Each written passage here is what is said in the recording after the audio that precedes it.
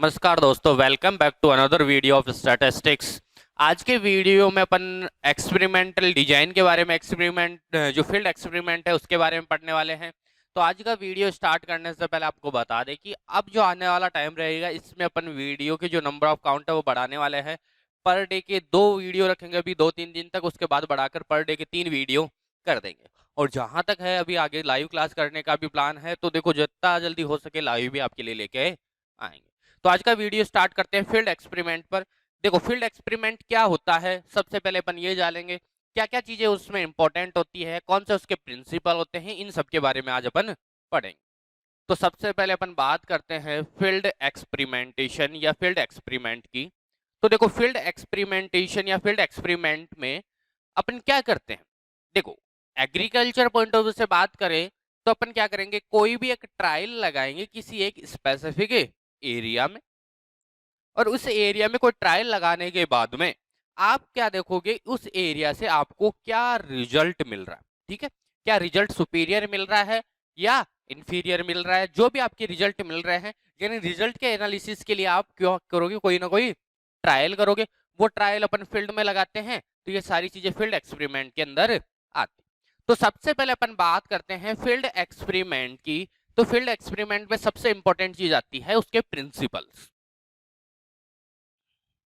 देखो प्रिंसिपल की बात करें तो फील्ड एक्सपेरिमेंट के जो प्रिंसिपल होते हैं, टोटल 3 प्रिंसिपल है। कौन कौन से प्रिंसिपल हैं? सबसे पहला प्रिंसिपल है रेप्लिकेशन, सेकंड है रैंडमाइजेशन, और थर्ड है लोकल कंट्रोल।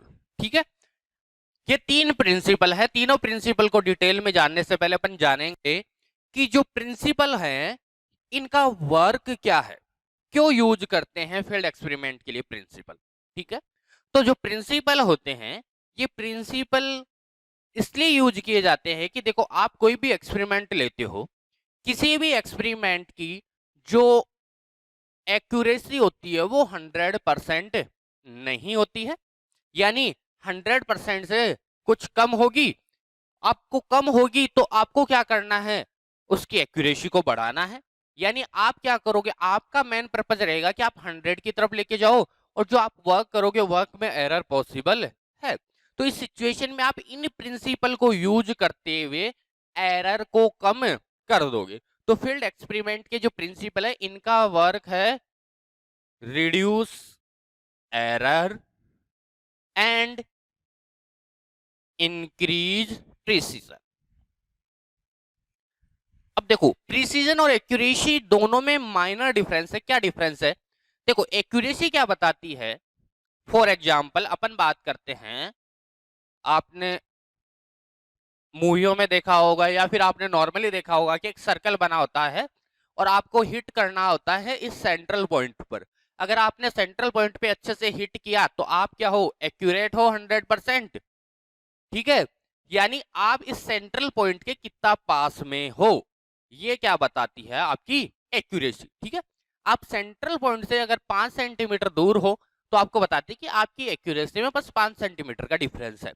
लेकिन जो प्रिसीजन होता है ये बताता है, ये भी एक्यूरेसी की तरह ही होता है, लेकिन ये बताता है मैक्सिमम नंबर ऑफ पॉइंट कौन से एरिया में आ रहे हैं। फॉर एग्जाम्पल आपका सेंट्रल पॉइंट ये आ, लेकिन आपने क्या किया है, बहुत सारे हिट किए हैं। इस हिट में सबसे ज्यादा हिट है आपके इस एरिया में। इस एरिया में आपने 100 में से 50 हिट आपने इस एरिया में किया, तो आपका प्रीसीजन कौन सा होगा, ये वाला एरिया होगा, ना कि ये सेंट्रल पॉइंट। एक्यूरेसी हमेशा आपको एग्जैक्ट पॉइंट, सेंट्रल पॉइंट की तरफ लेके जाती है, और प्रिसीजन क्या बताता है, आपके ऐसे पॉइंट जो किसी एरिया में मैक्सिमम आते हैं। अब देखो एग्रीकल्चर में प्रिसीजन का ज्यादा रोल कैसे है। अपन बात कर रहे हैं फील्ड एक्सपेरिमेंट की, तो यहाँ पे देखो सबसे इंपॉर्टेंट चीज है कि आपके क्रॉप का प्रोडक्शन। क्रॉप का प्रोडक्शन एस्टिमेटेड टारगेटेड प्रोडक्शन अगर 50 क्विंटल पर हेक्टेयर है, तो जरूरी नहीं है कि आप 50 क्विंटल अचीव कर पाओ। अगर आपने 50 क्विंटल अचीव कर लिया तो आप एक्यूरेसी की तरफ जा रहे हो। लेकिन आपके जो ट्रीटमेंट लिया आपने 10, उन 10 ट्रीटमेंट में से जो 45 क्विंटल पर हेक्टेयर के अराउंड लगभग 7 ट्रीटमेंट है, यानी 7 ट्रीटमेंट की एवरेज जो आपकी यील्ड है वो 50 क्विंटल के अराउंड है, 50 से 60 या 45 टू 56 या फिर 44 तक जा सकती है। मतलब आपके इसके अराउंड रहेगी तो वो आपकी प्रेसिजन को बताएगी, और 50 की तरफ जा रही तो एक्यूरेसी को बताती है। लेकिन एग्रीकल्चर में अपन या फील्ड एक्सपेरिमेंट में प्रिसीजन को ज्यादा इंपॉर्टेंस देते हैं, क्योंकि मैक्सिमम ट्रीटमेंट अगर किसी एक एरिया के आसपास किसी एक फिक्स क्वांटिटी के आसपास आ रहे हैं तो उसका प्रिसीजन होगा। तो आपको क्या करना है, लगभग सभी पॉइंटों को इसके पास में लेके आओगे, तो इसका मतलब क्या है कि इसकी मैक्सिमम यील्ड अपने फील्ड के लिए या अपने एरिया के लिए इतनी पॉसिबल है जो भी है। तो देखो फील्ड एक्सपेरिमेंट के प्रिंसिपल का मेन यूज क्या है, आपके एरर को कम करना और प्रीसीजन को इंक्रीज करना। एक्यूरेसी वर्ड भी आप कुछ टर्म में यूज कर सकते हो, लेकिन ज्यादा एक्यूरेसी वर्ड परफेक्ट नहीं है, यहाँ पे मेन परफेक्ट है प्रिसीजन वर्ड। ठीक है, अब देखो तीनों प्रिंसिपल की बात करते हैं। तीनों प्रिंसिपल क्या बताते हैं, सबसे पहले अपन बात करते हैं रेप्लिकेशन की। तो रेप्लिकेशन क्या बताता है, रेप्लिकेशन क्या बताता है, रिपीटेशन ऑफ ट्रीटमेंट। क्या बताता है, किसी भी ट्रीटमेंट का बार बार रिपीट होना। यानी आपके पास में 5 ट्रीटमेंट है, जैसे for example T1 T2 T3 T4 T5, 5 treatment है। ये पांचों ट्रीटमेंट 3 बार रिपीट हो रहे हैं, R1 R2 और R3। ठीक है, तो आपका मेन ट्रीटमेंट क्या हो गया, R1 हो गया, T1 हो गया, R1 T2 हो गया, तो ये आपका मेन ट्रीटमेंट हो गया। अब देखो सेम ट्रीटमेंट यहाँ रिपीट होगा, सेम ट्रीटमेंट यहाँ रिपीट होगा, तो ये जो रिपीटेशन ऑफ ट्रीटमेंट है ये क्या कहलाता है, रेप्लिकेशन। रेप्लिकेशन का सिंपल सा मीनिंग है, रेप्लिकेट का मतलब रेप्लिकेट होना। जैसे पुनरावृत्ति बोलते हैं अपन, एक डीएनए से दूसरा डीएनए बन रहा है तो ये डीएनए रेप्लिकेशन हो गया, डीएनए रेप्लिकेट हो रहे हैं। ऐसे क्या होगा, सेम एक ही ट्रीटमेंट के जैसे एक से ज्यादा ट्रीटमेंट है, जैसे T1 ट्रीटमेंट 3 बार आ गया यहाँ पे, यहाँ भी आ गया, यहाँ भी आ गया, यहाँ भी आ गया, तो ये T1 का क्या हो गया, रेप्लिकेशन। ऐसे ही T2 का रेप्लिकेशन, T2 हो गया, T2 हो गया, T2। तो हर एक ट्रीटमेंट का रेप्लिकेशन पॉसिबल है। तो यहाँ पे ये जो चीज कहलाती है रेप्लिकेशन कहलाती है।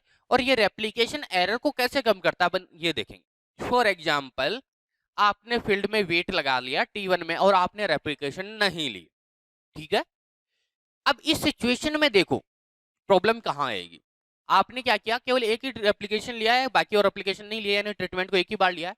अब इस सिचुएशन में क्या होगा, अगर आपने यहाँ पे फील्ड में केवल एक ही ट्रीटमेंट लगाया है, तो फॉर एग्जांपल अगर आपने वेट लगाया है और नीलगाय आ गई या फिर कोई इंसेक्ट डैमेज हो गया और उस सिचुएशन में आपका T1 फेल हो गया, यानी T1 ट्रीटमेंट पूरा गायब हो गया।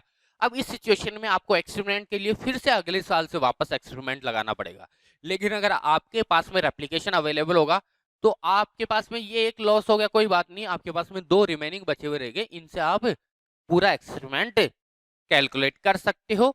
वो वैल्यू वहाँ पे डिजाइन के बेसिस पे आएगी, आपके मिसिंग प्लॉट टेक्निक यूज करते हो या फिर एवरेज वैल्यू यूज करते हो, जो भी वो टेक्निक आपके डिजाइन के बेसिस पे आएगी। इतना डिटेल में अपने को नहीं जा रहा, लेकिन आपके पास में सिंपल सी बात है कि एक रेप्लिकेशन आपका लॉस हो गया तो आपके पास में 2 रिमेनिंग रेप्लिकेशन हो जाते हैं अपने एक्सपेरिमेंट को कंप्लीट करने के लिए। सेकेंड अगर अपन बात करते हैं, रेप्लिकेशन का मतलब अपन ने पढ़ लिया रिपीटेशन ऑफ ट्रीटमेंट। सेकेंड आता है रैंडमाइजेशन। रैंडमाइजेशन का मतलब क्या होता है, ट्रीटमेंट का रैंडम अलोकेशन। क्या कहलाता है, ट्रीटमेंट का रैंडम एलोकेशन, यानी आप ट्रीटमेंट को रैंडमली अलोकेट करोगे।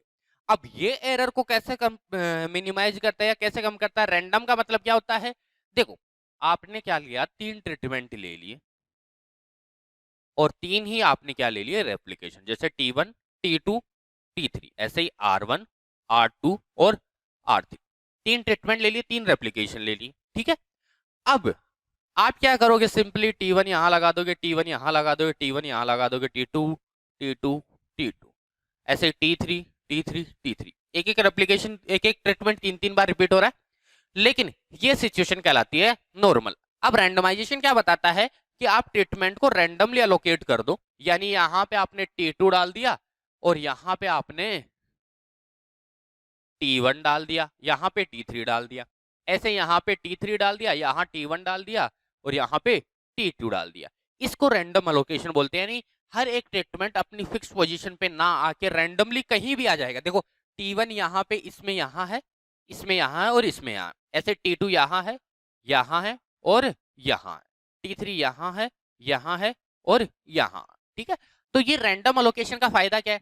फॉर एग्जाम्पल अगर T1 के पास में दूसरा T1 होता, जैसे पहले वाली सिचुएशन में बात की थी, उस सिचुएशन में क्या होगा, एक T1 दूसरे T1 को कंटामिनेट कर देगा, यानी एक T1 में कोई प्रॉब्लम हो तो दूसरे में भी आ जाएगी, ठीक है। जैसे अपन आइसोलेशन डिस्टेंस रखते हैं क्रॉप में, क्यों? क्योंकि कंटामिनेशन को मिनिमाइज करने के लिए। दूसरा क्या होता है, फर्टिलिटी वेरिएशन भी आ जाता है कई बार कि आपने क्या किया, इस एक लाइन में T1 लगा दिए सारे 3 रेप्लिकेशन में, तो हो सकता है इसका एक का फर्टिलिटी लेवल में कोई वेरिएशन आए, यानी बहुत सारे एरर है।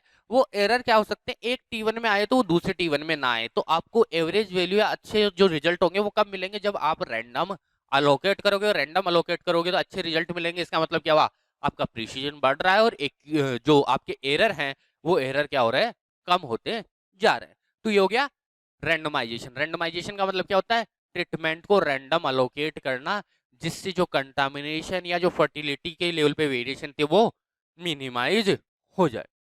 थर्ड जो प्रिंसिपल है वो होता है लोकल कंट्रोल।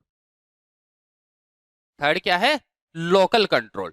लोकल कंट्रोल को देखो सबसे पहले यूज कहां किया जाता है, अगर आपका फील्ड क्या है, हेट्रोजीनियस है या हेट्रोजीनियस मटेरियल की बात करें तो वहां पे यूज किया जाता है।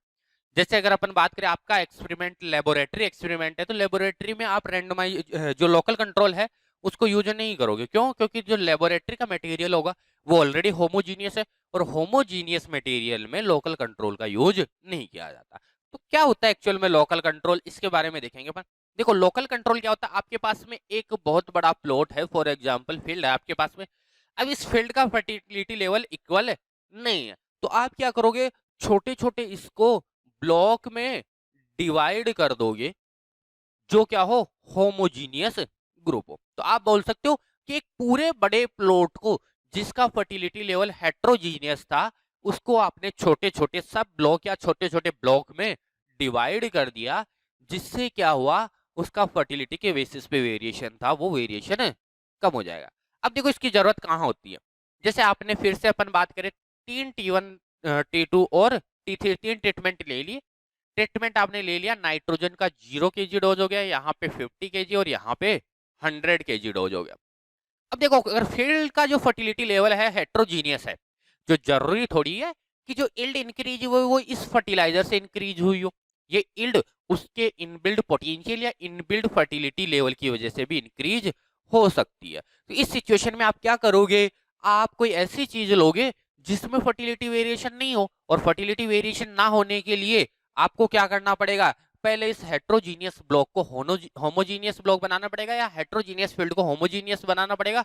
और होमोजीनियस बनाने के लिए आपने क्या किया, जो इक्वल फर्टिलिटी वाले लेवल है या इक्वल फर्टिलिटी ग्रेडियंट वाले जो ब्लॉक है उनको छोटे छोटे ब्लॉक में डिवाइड कर दिया। इसको अपन बोलते हैं लोकल कंट्रोल। लोकल कंट्रोल क्या करता है, हेट्रोजीनियस ब्लॉक को किसमें कन्वर्ट कर देता है, होमोजीनियस ब्लॉक में, यानी पूरे बड़े फील्ड को छोटे छोटे फील्ड में डिवाइड कर दिया, जिससे फर्टिलिटी वेरिएशन इतना ना हो। देखो बिल्कुल जीरो ऐसा तो कभी पॉसिबल है नहीं, लेकिन आप जितना मिनिमाइज कर सको उतना मिनिमाइज कर सकते हो इस सिचुएशन में। नेक्स्ट अगर अपन बात करते हैं, कुछ और टर्मिनोलॉजी है इसी से रिलेटेड।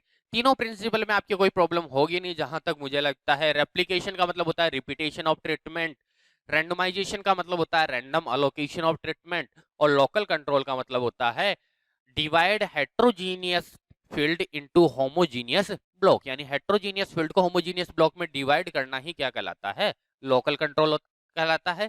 और लोकल कंट्रोल कहाँ यूज करेंगे, जहां फील्ड हेट्रोजीनियस, अगर पहले से होमोजीनियस है तो उस सिचुएशन में लोकल कंट्रोल की कोई जरूरत नहीं होती है। अब इसके अलावा और टर्मिनोलॉजी की बात करें तो देखो एक आता है ब्लॉक। ब्लॉक क्या होता है, अपन ने अभी लोकल कंट्रोल में ही बात की थी कि ब्लॉक किसको कहेंगे। तो ब्लॉक अपन ने किसको बोला था कि जो हेट्रोजीनियस फील्ड को जब अपन ने छोटे छोटे ग्रुप में डिवाइड किया था, तो उन छोटे छोटे ग्रुप को अपन ने क्या बोला था, ब्लॉक बोला था। तो अपन बोल सकते हैं कि जो होमोजीनियस सब ग्रुप होते हैं उनको अपन ने क्या बोल दिया, ब्लॉक। जैसे अपन ने बात की थी बड़ा फील्ड था, इस फील्ड को छोटे छोटे होमोजीनियस ब्लॉक में डिवाइड किया या सब ग्रुप में डिवाइड कर दिया। ये छोटे छोटे सब ग्रुप क्या कहलाते हैं, जिनका नेचर कैसा है, होमोजीनियस, वो क्या कहलाएंगे, ब्लॉक कहलाएंगे।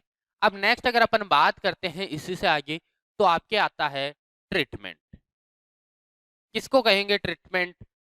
तो ट्रीटमेंट की बात करें, देखो ट्रीटमेंट अपन ने बात की थी अभी पहले भी कि जो T1 T2 T3 T4 ये सारे क्या है ट्रीटमेंट आपके। तो अपन बात करें जैसे आपके 3 ट्रीटमेंट हो गए T1 T2 T3, और अपन ने ले लिया यहाँ पे फिर से वही फर्टिलाइजर वाला 0 kg फर्टिलाइजर लिया या आपने 100 kg ले लिया और 200 kg ले लिया, यानी अलग अलग फर्टिलाइजर की डोज ले लिया आपने। अब देखो ट्रीटमेंट क्या कहलाएगा, ये सभी ट्रीटमेंट कहलाएंगे और इन सबको आपने अप्लाई कहा क्या, इन सब में अप्लाई किया, ठीक है। तो आपने कहा किया अप्लाई, जहां आपको एक्सपेरिमेंट, जहां आपको जो ट्रायल था वो लगाना था वहां अप्लाई किया। तो ट्रीटमेंट क्या कहलाएगा कि एनी ऑब्जेक्टिव, देखो यहाँ पे ट्रीटमेंट वर्ड तो यूज नहीं करेंगे, कोई भी ऐसा ऑब्जेक्ट, जैसे आपने T3 ले लिया 200 किलो, T2 ले लिया 100 किलो, T1 ले लिया 0 किलो, यानी any object which can apply in experimental unit, यानी जो भी चीज आपने एक्सपेरिमेंटल यूनिट में अप्लाई की है, लगाई है, उसको अपन क्या बोलेंगे, ट्रीटमेंट बोलेंगे। इसी के बेसिस पे अब अपन पढ़ लेते हैं एक्सपेरिमेंटल यूनिट। एक्सपेरिमेंटल यूनिट क्या होती है, देखो एक्सपेरिमेंटल यूनिट क्या होती है, कोई भी ऐसी जगह जहां पे आपने इस ट्रीटमेंट को अप्लाई किया है वो एक्सपेरिमेंटल यूनिट कहलाएगी। तो एक्सपेरिमेंटल यूनिट की डेफिनेशन क्या होगी कि a area where treatment was apply. तो कोई भी ऐसा एरिया जहां पे आपने क्या कर लिया, ट्रीटमेंट को अप्लाई किया है, क्या कहलाएगा, a area on which treatment apply is known as experimental unit. कोई भी ऐसी एक्सपेरिमेंटल जगह है, कोई भी ऐसी जगह जहां पे आपने क्या किया, ट्रीटमेंट को अप्लाई किया है, उसको अपन ने क्या बोल दिया, एक्सपेरिमेंटल यूनिट। जैसे अपन ने बात की, आपने ये कोई एरिया लिया है, इस एरिया को आपने बोल दिया एक्सपेरिमेंटल यूनिट, और इसमें आपने 3 अलग अलग ट्रीटमेंट लगा लिए, T1 T2 और T3, कुछ भी हो सकती है, ये क्या कहलाएंगे, ट्रीटमेंट। तो आपने ट्रीटमेंट को कहाँ लगा, इस एक्सपेरिमेंटल यूनिट में, ठीक है। तो आपने ट्रीटमेंट को नाम दे दिया ऑब्जेक्ट, कोई भी ऐसा ऑब्जेक्ट जो आपने एक्सपेरिमेंटल यूनिट में अप्लाई किया ट्रीटमेंट कहलाएगा, ठीक है। और एक्सपेरिमेंटल यूनिट की डेफिनेशन बोले तो ऐसा एरिया, ये क्या आपका एरिया है, ऐसा एरिया जिसमें आपने ट्रीटमेंट को अप्लाई किया है क्या कहलाएगा, एक्सपेरिमेंटल यूनिट कहलाएगा। अब नेक्स्ट अगर अपन बात करते हैं एक्सपेरिमेंटल एरर की, तो एक्सपेरिमेंटल एरर तो बहुत टाइम पे आपके पास में क्वेश्चन आता भी, एग्जाम में भी क्वेश्चन आता है, और इन जनरल एक्सपेरिमेंटल एरर के नाम से ही आप समझ जाओगे एक्सपेरिमेंटल एरर क्या होता है। एरर का मतलब क्या होता है कि आपके एक्यूरेसी में कुछ ना कुछ कमी है। एरर का मतलब क्या होता है, अशुद्धि होती है, ठीक है। तो एक्सपेरिमेंटल एरर क्या होता है, देखो आपकी किसी भी एक्सपेरिमेंटल साइट में 100% एक्यूरेसी हो ऐसा पॉसिबल नहीं है, कुछ तो एरर होगा। अब ये एरर होते हैं, ये 2 टाइप के होते हैं, कुछ तो कंट्रोल लेवल होते हैं जिनको कंट्रोल कर सकते हैं, और कुछ क्या होते हैं, अनकंट्रोल होते हैं जिनको कंट्रोल नहीं कर सकते। जिनको कंट्रोल कर सकते हैं उनको आप क्या करोगे, फील्ड एक्सपेरिमेंट के प्रिंसिपल यूज करके उनको कंट्रोल कर लोगे। तो ये तो फिर बचा ही नहीं, क्योंकि आपने फील्ड एक्सपेरिमेंट के 3 प्रिंसिपल पढ़े हैं जो क्या करते हैं, एरर को कम करते हैं। अब जो अनकंट्रोल वेरिएशन आपके बच गए हैं, जिनको आपने कंट्रोल नहीं किया अभी तक, या जो कर सकते थे लेकिन नहीं किया है, कोई भी ऐसा अनकंट्रोल वेरिएशन जो इस एक्सपेरिमेंटल यूनिट में प्रेजेंट है अभी, वो क्या कहलाएगा, एक्सपेरिमेंटल एरर। एरर आपने बहुत बार पढ़ा होगा, हर जगह एरर का मतलब एक ही चीज होती है, शुद्धि। कोई भी एक्यूरेसी में लैग है, कहीं भी एक्यूरेसी में कमी है, 100% एक्यूरेसी होगी नहीं। कुछ वेरिएशन ऐसे होते हैं जिनको कंट्रोल कर सकते हैं, कुछ ऐसे होते हैं जिनको कंट्रोल नहीं कर सकते। जो अनकंट्रोल वेरिएशन प्रेजेंट होते हैं एक्सपेरिमेंटल यूनिट में, उन्हीं को अपन क्या बोलते हैं, एक्सपेरिमेंटल एरर बोलते हैं। अब नेक्स्ट और जो अपने पास में लास्ट है कुछ टर्मिनोलॉजी में, जैसे एनोवा की बात करते हैं, एनालिसिस ऑफ वेरिएंस। एनोवा क्या होता है, ठीक है। एनोवा की बात करें तो ये सिंपल अर्थमेटिक प्रोसेस होती है, सिंपल कैलकुलेशन प्रोसेस होती है। फॉर एग्जांपल अपन बात करते हैं, जो एनोवा की टेबल बनती है वो कुछ इस टाइप से बनती है। आपके पर्टिकुलर्स आ गए यहाँ पे, जैसे सबसे पहले रेप्लिकेशन आ गया, फिर ट्रीटमेंट आ गया, फिर एरर आ गया, और फिर टोटल आ गया, ठीक है। तो अपन ने बात की रेप्लिकेशन हो गया, ट्रीटमेंट हो गया, एरर हो गया, और टोटल हो गया। फिर आता है डिग्री ऑफ फ्रीडम, फिर आता है सम ऑफ स्क्वायर, फिर मीन, सम ऑफ स्क्वायर, वो सारी चीजें आगे की है। कैलकुलेटेड एफ, टेबुलेटेड एफ, उनकी बात नहीं करेंगे, अपना काम यहीं तक हो जाएगा एनोवा समझने के लिए। जैसे अपन ने बात की एनोवा का जो टोटल था वो टोटल अपने पास में आ गया 400, ठीक है। एनोवा का टोटल अपने पास में क्या आ गया, 400 आ गया। 400 को अपन ने डिवाइड कर दिया कि रेप्लीकेशन में, या तो आप पहले ये कैलकुलेट कर लोगे, लेकिन अभी अपन क्या कर रहे हैं, प्रोसीजर नहीं पढ़ रहे। तो टोटल सम ऑफ स्क्वायर आपके पास में 400 है, तो इसका मतलब रेप्लीकेशन आपने मान लिया 200 है, ट्रीटमेंट कितना आपका 150 है, तो एरर कितना हो गया 200, 150, 350, टोटल कितना होना है 400, तो आपके 50 क्या आ गया, एरर आ गया, ठीक है। तो टोटल सम ऑफ स्क्वायर को different sorts of variable, particular की जगह आप वर्ड यूज कर सकते हैं variable, different sorts of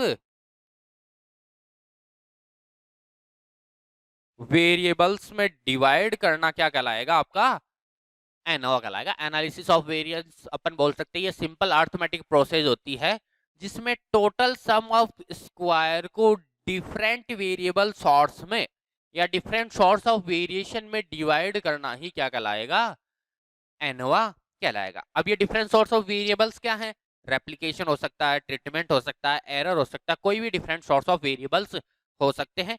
total sum of square को इन सब में डिवाइड करना है, सिंपल प्रोसीजर। डिवाइड करना क्या क्या होता है कि आपके पास में टोटल तो 400 आना, अब ये अलग अलग कैसे भी डिवाइड हो सकते हैं, जैसे ये ऐसे भी हो सकते हैं 100, 100, 200, लेकिन एरर इतना ज्यादा पॉसिबल नहीं है, तो अपन बोल सकते हैं कि ये 200 की जगह ये 250 भी हो सकता था, ये 100 की जगह 150 अपने 120 भी हो सकता था। तो जो रिमेनिंग बच गया आपके 30, वो क्या हो गया, एरर हो गया। तो कुछ भी पॉसिबल है, यानी आपके टोटल सम ऑफ स्क्वायर को डिफरेंट सोर्स ऑफ वेरिएबल्स में डिवाइड करना ही क्या कहलाता है, एनोवा कहलाता है, एनालिसिस ऑफ वेरिएंस कहलाता है। हाँ, कुछ चीजें और बात कर लेते हैं। साइंटिस्ट के एनोवा की खोज आर एफ फिशर ने की थी, और वहीं पे जो तीनों प्रिंसिपल अपन ने पढ़े थे, replication, randomisation and local control,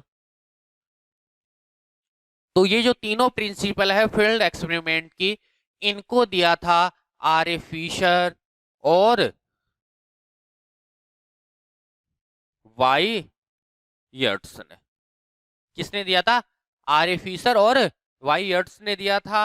दोनों चीजें ध्यान रखनी है, आर ए फिशर ने एनोवा की डिस्कवरी की थी, और आर ए फिशर एंड यर्ट्स ने किसकी डिस्कवरी की थी, फील्ड एक्सपेरिमेंट के तीनों प्रिंसिपल की। अपन ने बेसिक चीजें पढ़ी हैं, फील्ड एक्सपेरिमेंट के तीनों प्रिंसिपल पढ़े हैं, ब्लॉक पढ़ा है, ट्रीटमेंट पढ़ा है, एनोवा पढ़ा है, एक्सपेरिमेंटल एरर पढ़ा है, एक्सपेरिमेंटल यूनिट क्या होती है इसके बारे में पढ़ा है। नेक्स्ट जो अपने दो वीडियो और बचे स्टैटिस्टिक्स को, एक तो पैरामीट्रिक टेस्ट के बारे में और दूसरा एक्सपेरिमेंटल डिजाइन के बारे में, तो जो नेक्स्ट वीडियो रहेगा अपना एक्सपेरिमेंटल डिजाइन के बारे में रहेगा।